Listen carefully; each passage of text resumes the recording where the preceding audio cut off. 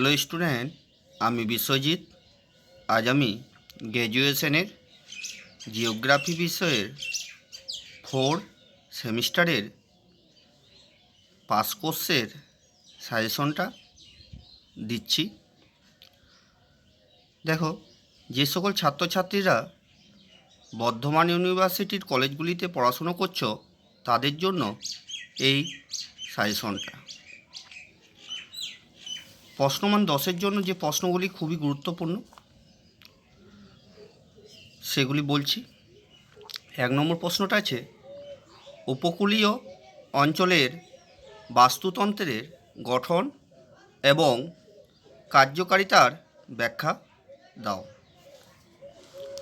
2 নম্বর প্রশ্নটা আছে, চিত্র সহযোগে বায়োস্ফিয়ার রিজার্ভ মডেলের বর্ণনা দাও।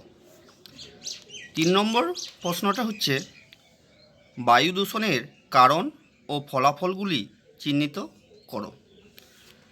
4 নম্বর প্রশ্নটা আছে, জল দূষণ কাকে বলে?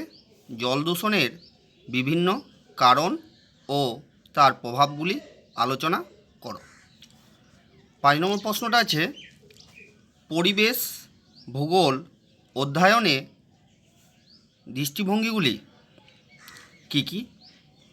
আরেকবার বলে দিচ্ছি 5 নম্বর প্রশ্নটা, পরিবেশ ভূগোল অধ্যয়নের দৃষ্টিভঙ্গিগুলি কী কী?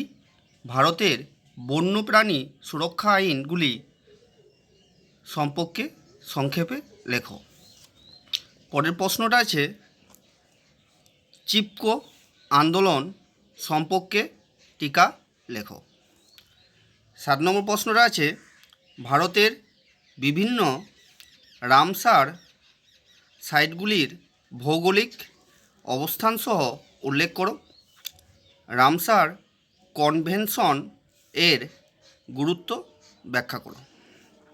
8 নম্বর প্রশ্নটা আছে, পার্বত্য অঞ্চলের মানুষ ও পরিবেশের সম্পর্ক ব্যাখ্যা করো। উপকূলবর্তী অঞ্চলে মানুষের প্রধান জীবিকা কী?